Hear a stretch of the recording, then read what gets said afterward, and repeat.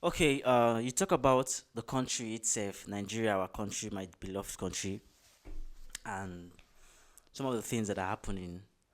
You tend to be like, why are these things happening? I keep saying it. I keep saying it, but I don't know. Probably, people tend to be like, the more I keep saying it, the more I keep getting myself in danger. The more I keep saying it, the more I keep creating an atmosphere whereby I'll be hunted down and everything. Yeah, that is where we have the lawlessness coming in place.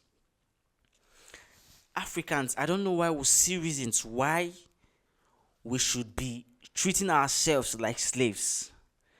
Why we should have this control over ourselves. No love, no unity, no togetherness. You understand?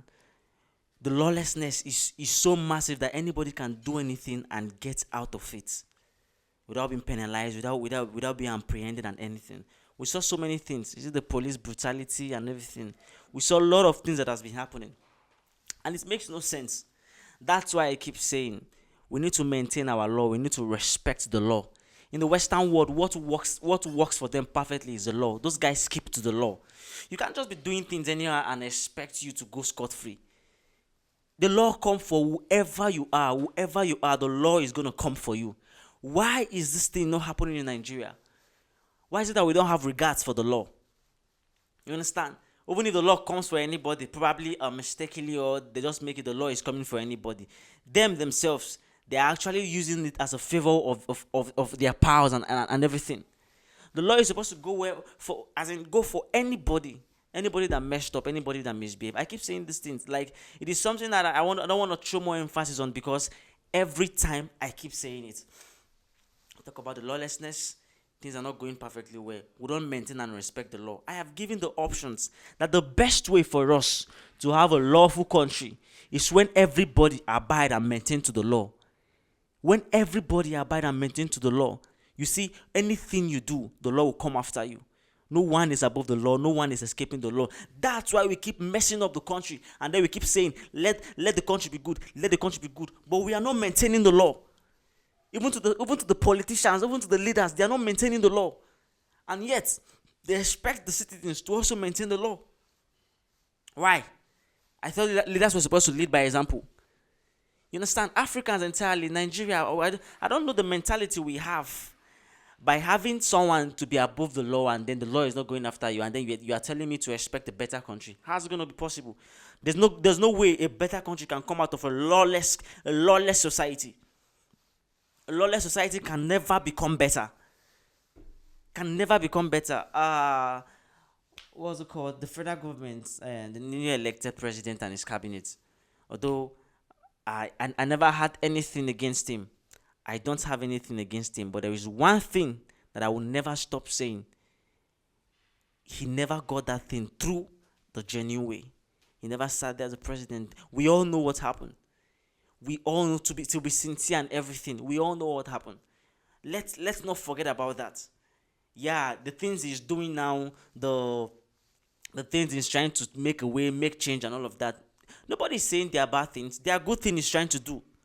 But why don't you get into position? Why don't you get into power? Because of the people put you there. I don't do party. We don't talk about party. I don't do party. It is your personality. Nigeria, we need to get to the point whereby it is your personality that is putting you in position and not your influence and not your power. Not because you can get there, but because your personality can speak for you. Let the people vote for you in there. A lot happened. A lot happened that we can't even go back to it, but it is something that we'll keep building on.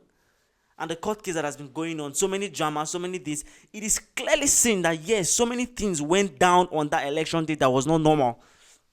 That went in what's it called? That didn't go in favor of Peter Obi and everything. Imagine the way they did the inauguration. Imagine the way they did the collation of the result. Everything shows that yes, there is something going on. So the people cannot put a leader there anymore, right?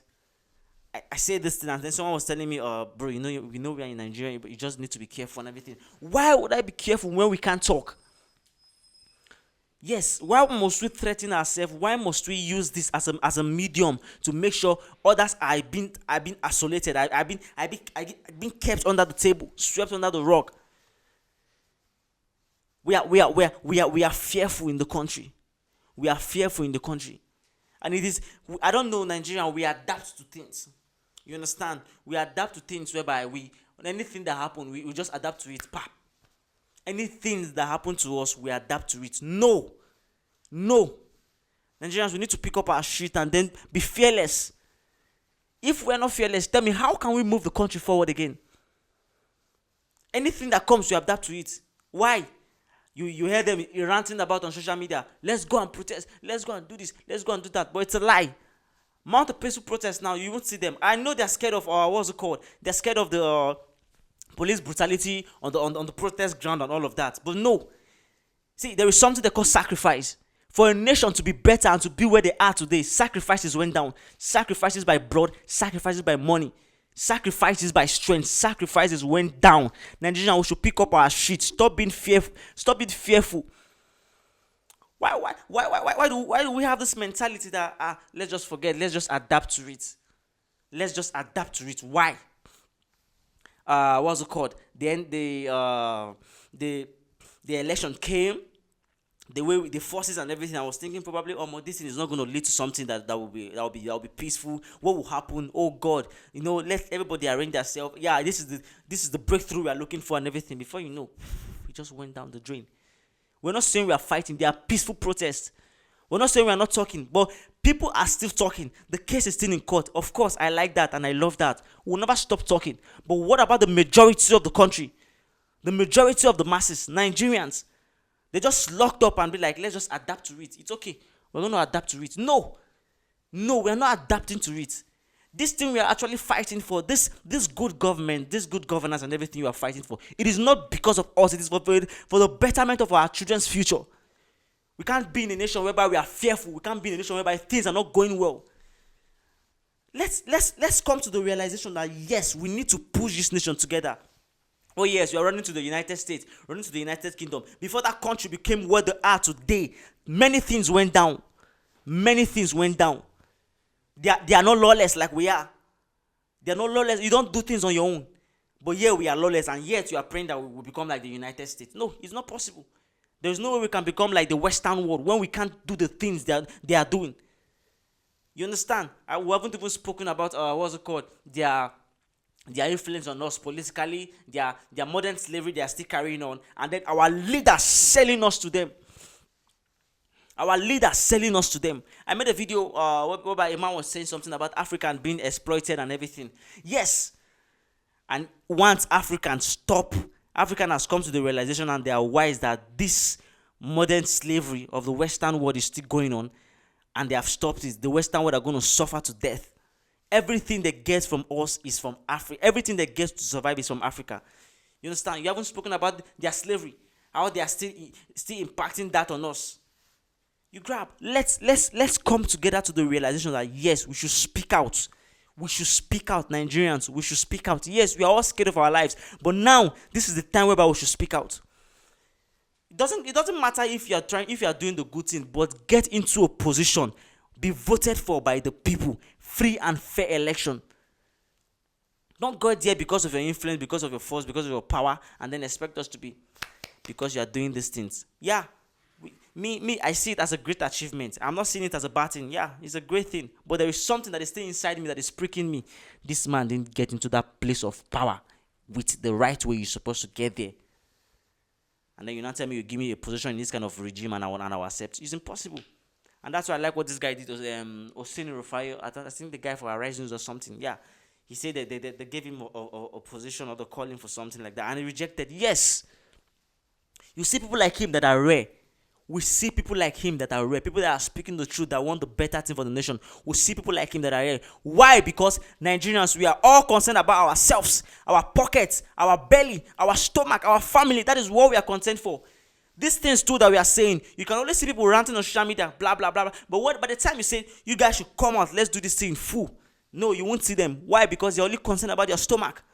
And that's why you see that they could even come out and mess up the election with the violence and ballot boxes stealing. Why? Because they are not concerned about the country. They don't have the love and feelings for the country. So they don't want to come out in full. They don't want to say, no, we're not fighting. We're not stealing ballot boxes. We want a better nation. You won't see that happen. It's because we don't have love for ourselves as a nation. It's still taking me round. We don't have love for ourselves as a nation. If there is no love, tell me, how can we do things? If there is no unity, tell me, how can we do things? These are the things you're supposed to look out for. Love, unity, togetherness, so that we can push the country. In Lagos now, the Yorubas and the Igbos are having their clash, closing down their market and then treating them anyhow. Why? Nigeria is for everybody. Regardless of the state, Nigeria is supposed to be for everybody. For us to move this country better, I keep telling us, we need that love, we need that togetherness. You understand? We need that unity. Take away every form of tribalism, every form of religious sentiment. These things are simple, but why do we keep doing it? This one is Igbo, please I beg. This one is Yoruba, please I beg. This one is Hausa. No. It is because there is no love. That's why we keep seeing all these sentiments. A white man will have a beef with someone, and then his fellow person, and then there is a deal. We'll not pick the call. What's up? There is a deal. They are postponing their beef, or they are just keeping it aside. Let them push forward and make things go well. But no, that is not what we are doing in this country. That is not what we are doing in this country. They only focus on party,